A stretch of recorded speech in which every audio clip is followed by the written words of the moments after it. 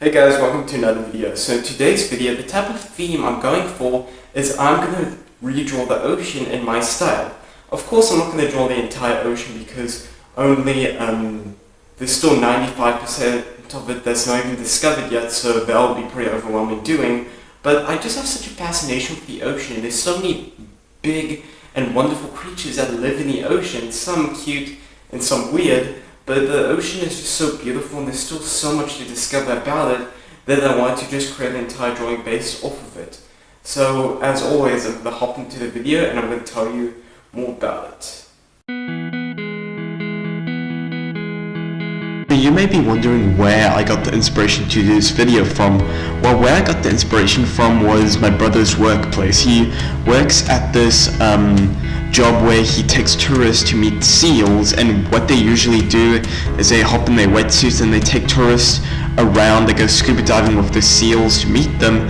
And when we went to his workplace, we went to go and visit him, and we spent like 2 hours there. They were really nice. They gave me and my mom, some hot chocolate and cookies, and it was really nice being in this environment where there was tons of, photos of sea creatures. There was stickers, there was all sorts of clothing with seals on it. The main business were seals because of how popular they were among the tourists, and I had tons of fun there, and that's where I gained the inspiration to do this oceanic design. And the second part was playing Subnautica Below Zero, but all those things coming together just gave me enough inspiration to want to do this drawing, and it suddenly just popped in my head and I got the inspiration to do it, and I just immediately jumped on it and just started drawing this ocean design. And when I usually draw these animals, what I usually like to do is block out the rough shapes. As you can see, I drew the skeleton of the whale, I drew a circle for the eye, and kind of did a line going up and down, kind of creating an arc for the eye, because usually how skin works is when skin stretches outwards, it creates an arc, and that's how eyes usually work. And I kind of tried following the proportions and tried, just trying to get the proportions correct so everything looks nice. And how I usually do is I draw a circle, I draw the spine, but I kind of create shapes to kind of block out the characters and get the idea of what I want the characters to look like. Yeah, and after I get all the proportions correct in the sketching phase, then I move on to the detailed sketching phase where I do the detail. And afterwards, when I do all the detail through the sketching, then I start out with the inking. And sketching is really important because you use shapes to block out your character and get a rough shape of what your character should look like. And then when you move on to the inking stage, you can really focus on all the detail and effort you put into it.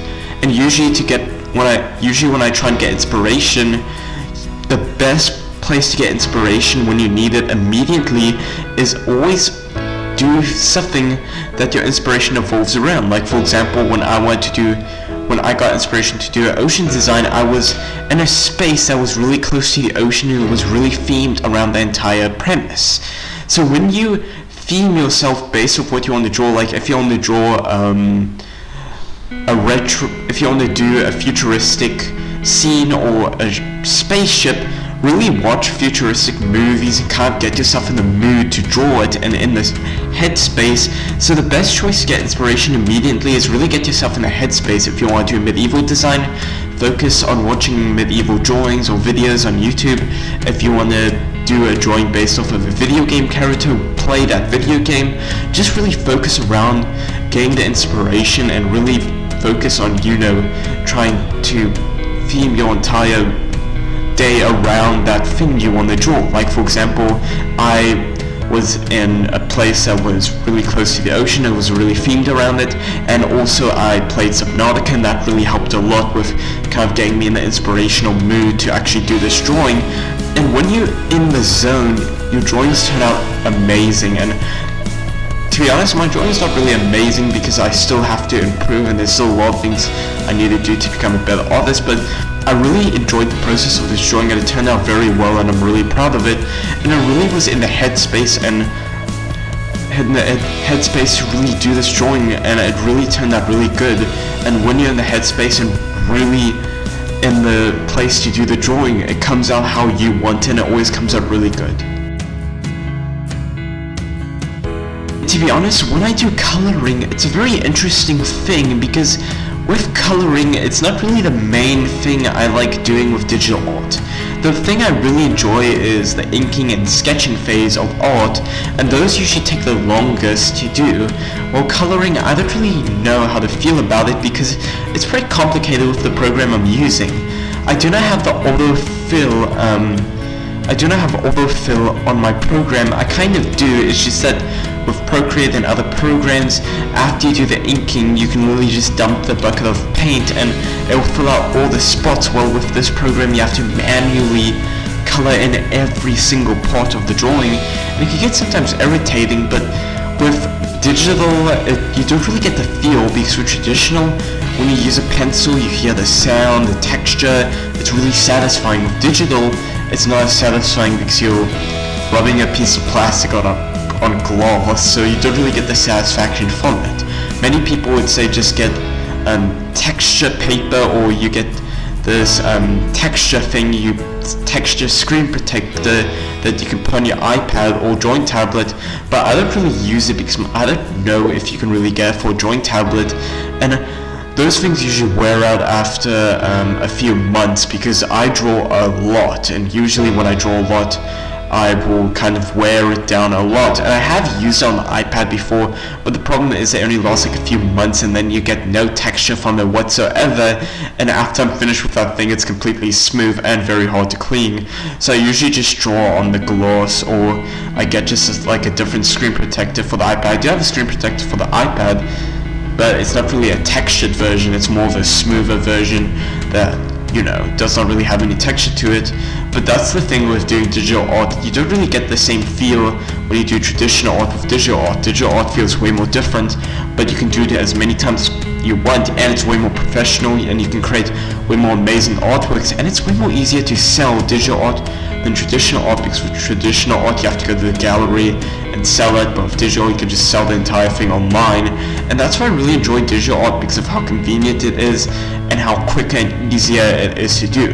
And most of the time I rely on doing digital art when I do most of my art mediums.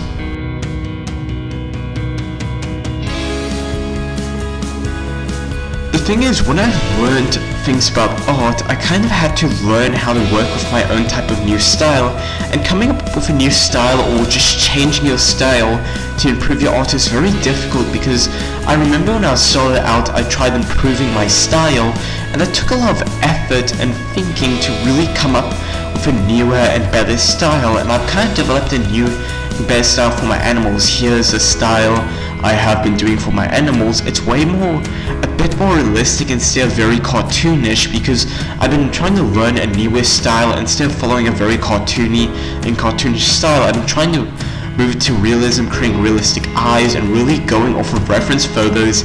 And the best thing about reference photos is that you can really have an understanding of what you're drawing, because if you do it on the top of your head, you'll miss some key things with the animal you draw. Like for example, the seals I've shown, they're based off real life photos that I have referenced of, and it really teaches me a lot. And if there are naysayers out there saying that reference art is copying, you're wrong. Reference art is not copying. If you don't believe me, read the book Steal Like an Artist. And the thing is that reference photos are just there to help our artists become better at doing art. Like Leonardo da Vinci, how did he do the Mona Lisa? He copied a photo of a real life woman, and then he painted her as realistic as he possibly could.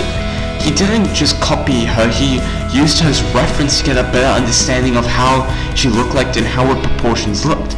And now today we have the most famous painting in history, the Mona Lisa, and he didn't just copy her, he based a reference off of her, and that's how he became better at doing art. He used references, and that really taught him a lot and really drove him to become a really good artist. He was one of the artists who teach many people how to do better proportions by referencing real life people and using their proportions to learn off of them. And now today, many people know how to draw because of Leonardo da Vinci and how to use proportions in a correct way. As you can see, I usually have to do all the shading in manually. First, I have to mask out the areas, then I use the blow brush tool to kind of do this type of shading in. And I used to do cell shading in where it was just blocks of color, but now I am doing blended shading to kind of make my artworks pop out way more and look, you know, way more cooler. And to be honest, it's a bit difficult because the thing is you have to mask out everything by yourself with this program because one, I'm too lazy to learn Photoshop, and two, it's way too difficult and you have to pay a monthly service. And I know there's other really advanced programs, but to be honest, I love this program, so I'm gonna stick with this one for the time being. So yeah.